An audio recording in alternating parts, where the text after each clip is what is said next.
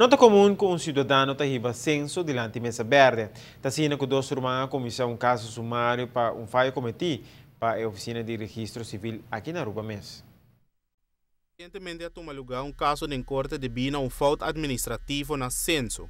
Isso não perjudica a por volver obter a nacionalidade holandesa e não passaporte também. Abogado Hanchim Fat é abogado que representa dois rumanos morochos de FAMS que tem o caso aqui a salir vitorioso. Tassina que na ano 1999 tem dois rumanos mulheres de família Sarman que têm passaporte holandês junto com o Tatanan.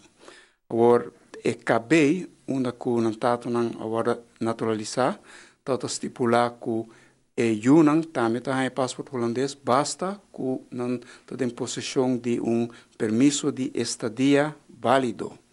O que passa na passaporte e tempo é durante 5 anos na queda de renovação de passaporte, na 3 passaportes total e de repente na ano 2014 censo a avisaram ora que não pede renovação de passaporte que não põe passaporte novo para sobre a resultar a base de informação que a sala de Dimas que nunca na nota tem permisso de estadia válido. De caso assim, tem vários aspectos que o por vai hunga o rol e também tem diferentes caminhos para cana, prometo por obter a nacionalidade holandesa.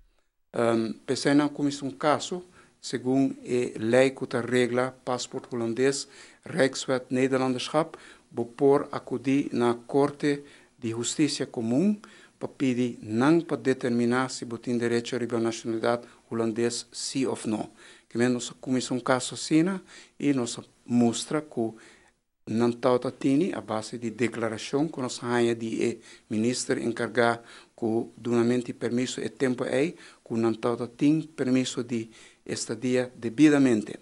Agora, em caso não assina, assina que o procurador-geral também mestre aconselhar Corte Comum de Justiça arriba assunto e procurador-geral na seu turno tabassa o mês arriba conselho que é de imigração e naturalização dienst que está no departamento de Ministério de Justiça de Holanda. O departamento avisa que van fazer o seguinte, nós não opone donamente passaporte, mas se Rumanan Sarman tem permisso de estadia de ministro atual com força retroativa. A base disso aí, nós acerca o ministro Benny Siefinger e ele vai de acordo para dar permisso de estadia com força retroativa até na ano 99 e a base disso aí, a Corte a decidir que não por um passaporte holandês. O abogado explica que sempre tem caminho legal para cana e também começa a mirar o caso aqui como um eye-opener para não que a sala perjudicar de efeito aqui.